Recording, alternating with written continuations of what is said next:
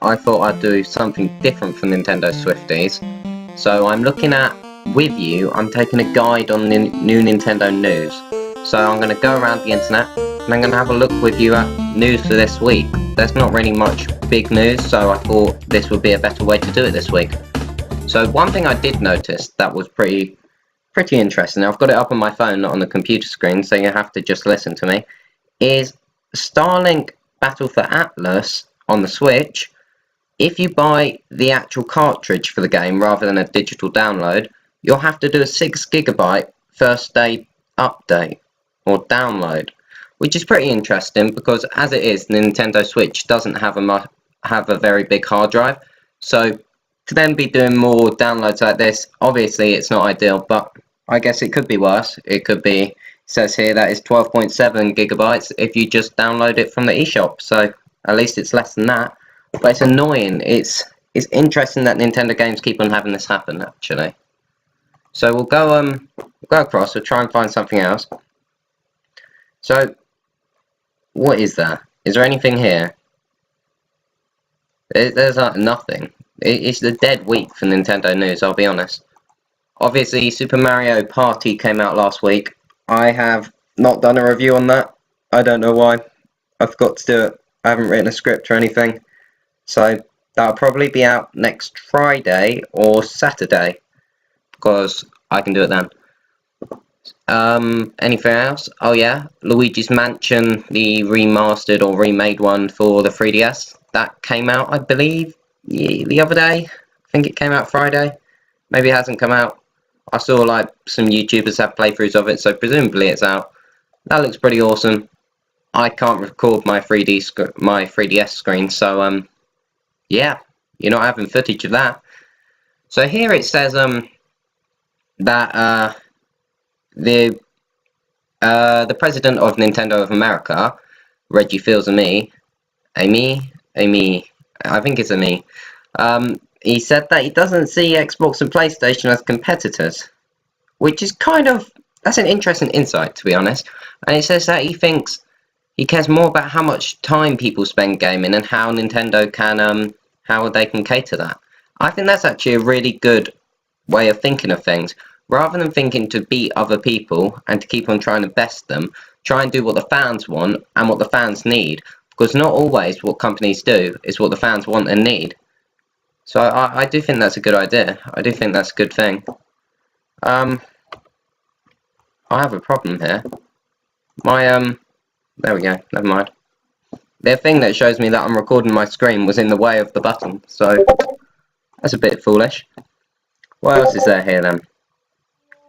There really isn't that much. I mean, yeah, there just isn't. I saw that for Nintendo Online, here it is, the old Zelda game on Nintendo Switch Online. They've like added it to Nintendo Switch Online, but it's slightly different, but that's pretty boring, to be honest. There's not much there. Apparently it's easier than it used to be, and Nintendo keeps on doing this, actually, making things easier. Oh, in fact, it says here Pokemon Let's Go, and Pokemon Let's Go does look like it'll be an easier game, easier than the older Pokemon, and I just think that's the way Nintendo's going at the moment with these things, making them easier. Why is my fan suddenly making so much noise? What else is there? There's a bit lacking. Just search Nintendo instead, see what comes up. Basically the same things, very similar things at least. Aha! Here's something I've read actually, which is really interesting. The Nintendo Switch 2. So there have been some rumours in the last few weeks that Nintendo are going to be releasing a new Nintendo Switch in the end of 2019. I wonder, what do all of you think about this? Because to me, I mean, I spent what, £280 on a Switch. I bought it day one, and there will be people who are still buying them now. And is it worth even buying one anymore if they're going to make, you know, a better one? But at the same time, I've been reading up on this, and maybe it won't be a better one. Like the Nintendo 2DS, it kind of graphically and design-wise, it went down rather than up, which is, you'd expect things to go up, but with consoles, Nintendo sometimes does it down. But it might be like the Xbox One S or the, PS4 Pro, in the way it goes up. So, assuming it goes up, there could be some pretty cool things to do here. They could change the whole design of the system. They could increase the display, actually, make it OLED. OLED? OLED even. They could just increase it, because currently my phone screen is better than my Nintendo Switch screen, which you wouldn't expect that either. You would think that they would have a better screen, but I guess it's the cost. They could change the controllers slightly, but I think that would be a mistake, because the Joy-Cons work pretty well, and that would create a massive divide between the Nintendo Switch 1 and Nintendo Switch 2. They could what else could they do? What they need to do, they need to increase the storage space. As I was saying earlier with Starlink Battle for Atlas, I think it's 30 gigabytes on your hard drive. That is not very big at all. It's just not enough. It's not enough for a modern console, and even for the Switch, which is a different type of console, it just isn't doing enough. Let's see what this company has to say. Come on. So, what's this company saying? Okay, so AR and VR support are unlikely. It would be cool, you know, if they released a kind of half the size Nintendo Switch that was lighter weight and could be used for VR. And maybe instead of it being Nintendo Switch 2, it was a Nintendo Switch VR, and it was like £100 instead, or £200, a bit cheaper though than the Switch. And you could use it with the Switch. I don't know, it'd be cool. Could it support 4K? I doubt it will support native 4K. But you never know. I don't think it would support even real 4K. I just don't see that happening. I'm not sure. I don't think Nintendo would go that way. But you never know. What else is this place saying? Bring in the mobile, and I don't want to see that. No, I don't want to see that. Charge less for accessories. Well, that would be great, because currently I still have only... it's ridiculous. I've only got 2 Joy-Cons, and that's it. That's my controllers. On the on the Wii and Wii U, by the time the Wii U even came out, I already had about 8 Wii controllers, which is insane. I mean, loads of them are broken now, so that's unfortunate, but, you know, they were cheaper, I could afford them. I haven't got a Pro controller either, which I'd love. If any of you want to donate any controllers to me, you can feel welcome to that. I'm not sure there's anything else. I'd expect, if it's Nintendo Switch 2 and it is a better console, like improved graphics and stuff like that, it will be going up to £300 mark. But if it's lesser so, I reckon it could be starting price of £200.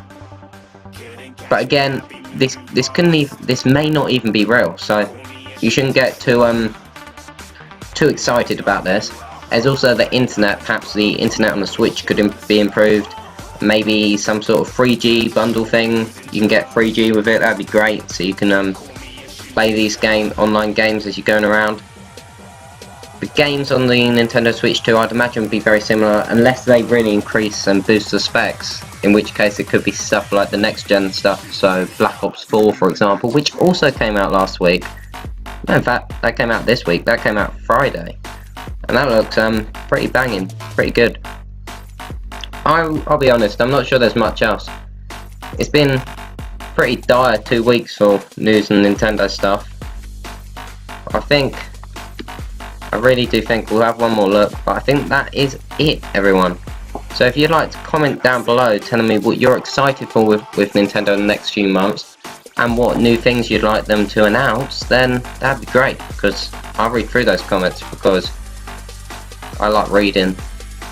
Yeah, I think that is it. It's pretty dire. Luigi's Mansion on 3DS is pretty cool though. If you haven't already, go and watch Game Explain's review on that. It's a very good review. It's got, I believe, Andre doing it, and he talks about, apparently, he loved the, whatever console originally came out on that one, the, what is it, GameCube? he loved playing it on there, and he really enjoyed it on 3DS too, which is great. So, on that note, while I tell you all to go watch other people, how about giving this a like, a subscription, and I'll see you all in the next video. Goodbye.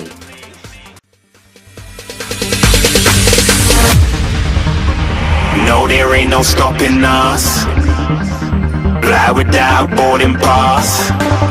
Couldn't catch me, I've been moving fast. Call me a shooting star.